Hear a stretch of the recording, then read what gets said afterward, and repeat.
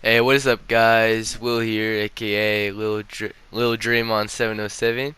And today I'm gonna mix things up a little bit. I got some gameplay I played a few nights ago with my friends in park, or actually this would be Pro Amp 3v3. But yeah. So today I'm just gonna be I have some gameplay for you guys from park, and I'm gonna be talking about some NBA stuff. So something that's been on my mind lately is Isaiah Thomas. Isaiah Thomas is I'm of course talking about the newer Isaiah Thomas, not the Bad Boys Pistons ones, but Isaiah Thomas is one of my favorite players in the league, and I just want to talk. I really want him to get a job, not only because he's my favorite player, but or one of my favorite players. Draymond, of course, is my number one. But I want him to get a job, an NBA job as a player, because I feel like he could still produce. So I got some. Say I'll be talking about three teams. I think that obviously, like, I believe that a lot of teams could use. Oh, look at that dunk right there. Just gotta point that out. But oh, by the way, this is my if you guys are wondering what my build is, I have a few builds. I have an offensive threat that I made earlier in the year that's not as effective as it could have been. But of course, that was my first build of 2K20. I got a rebounding wing that I use, not really as much, but this is mainly the build I use now. It's my facilitating finisher. I copied it from Joe Knows, but shout out Joe Knows. But anyway, today I'll be talking about the three teams I feel like that could use Isaiah Thomas the most, especially in the bubble. So the first team I got are the Miami Heat. I think that in terms of teams that could use IT, the Miami Heat are probably the if any team needs Isaiah Thomas, it's the Miami Heat. And let me tell you why. Because okay, first of all, I understand that the Heat are the thing about IT is he's a bucket getter, and you could look at his stats and say, okay, well he's kind of ever since the injuries kind of fallen off, but you just gotta like if you have an eye for basketball, you know that the way IT scores, it's very like shot creator esque. He's the one that's creating shots. He's not like Klay Thompson. He's Klay Thompson's a great scorer, but Klay Thompson, a lot of his scoring comes off of other people creating opportunities for him. And the thing about IT is that he is the one that creates his shot, and that's very valuable. Like I know he's shooting about well, I have the stats right here. He's shooting about 40% from the field, and he's shooting over 40% from three on a good amount of makes before he got cut from the Wizards. But I think he's still with that 40%. I understand that's not amazing, but again, you have to take into consideration that he's creating his shots. It's like Kobe. Kobe didn't have crazy efficiency, but he was creating his shots. He wasn't spotting up. He wasn't getting easy looks. He's taking the basket. He's shooting. He's creating his shot, and I think that's something the Heat need. Because you look at their roster. They're middle of the pack in terms of their offense and scoring. They're number one in 3 point percentage, tied with the Jazz. But just in terms of scoring, they're about middle of the pack, about like 15, I believe. Okay, and going in the playoffs, I think the Heat are a dark horse team to win it all. And I think that what could give them an extra punch is having a spark plug like IT. I think it's really just how you treat him. I think IT. See the Heat. You may say IT is not good on defense, but if you look back at his Boston days in 16-17 when he was at his peak, if we want to look at like defensive plus minus box score plus minus, he was an average defender in terms of team defense. He was when the in okay, take for instance in the 2016-17 season, that I'd consider that his peak. When he was off the floor, the Celtics were when he was on the floor, he was contributing to when he is a negative 1.1 defensive box score plus minus, and which that basically means is negative. You want a negative because that means when you're on the floor, the opposing team is scoring less than when you would be off the floor. So the opposing teams in 16-17 were scoring minus 1.1 what they'd usually be scoring with him off the floor. So I take that if you want to look at other defenders that you consider bad, like James Harden or Curry, they hover around that positive to about zero range where they're just like not really doing anything on defense. But if you look at IT, he's actually he's got a positive impact.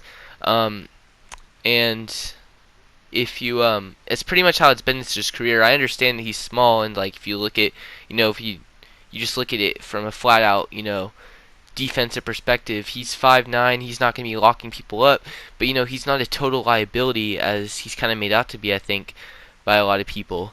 I think he's decent. He's a decent defender, and I just think that if the Heat picked him up, they'd be good. They wouldn't have to really worry about him too much, especially because they're middle of the pack in offense and they're middle of the pack in defense. So I think that they could bringing IT to the roster wouldn't kill them necessarily. Um, and even if you look at his stats with the Wizards, his defensive box plus minus was minus 3.9, which is actually really good because that means that when he was on the floor with the Wizards, um, they were not a when he was on the floor with the Wizards. I'm trying to phrase this correctly. When he was on the floor with the Wizards, uh, they were giving up less points than they usually would, meaning he was having a positive impact on the team defense when he was on the floor. But then you got to look at the Wizards. They're really not a good defensive team at all. I think they're bottom. I think they're bottom of the league actually in defense. So I mean, it's not like they had many better options than IT, but still, like I just don't think he's as terrible as people make him out to be. Um, and plus, the Heat got defenders like Jimmy Butler. They got really good. Jimmy Butler is an elite defender. Of course, they got Bam Adebayo. He's a really good defender, versatile defender, and I think they have an overall good team defense. So I mean, it wouldn't hurt them.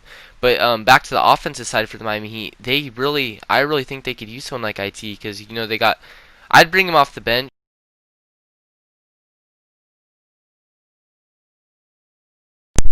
Oh, my controller just died. But they have um,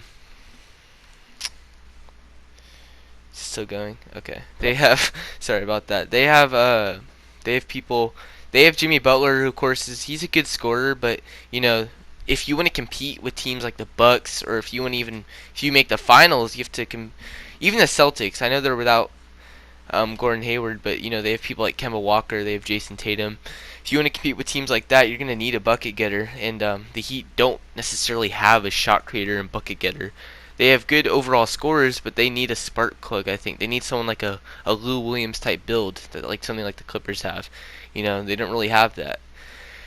But so that's my case for the Heat. The next team I think that should pick up IT are it's funny because it's the Celtics. I know they traded him away a little bit ago, but they're top they're top three. Let me just look at this. I can't really find it right now, but they are a top. If any, I'm pretty sure they're top three defense in the league. If not top three, they're definitely top five. But yeah, they're top three overall. In terms of defensive rating, they're top three defense in the league. Um, and of course, if you're a top three defense, then you could take a little bit. I think Isaiah Thomas would be fine on the Celtics in terms of defense. You wouldn't really have to worry about that.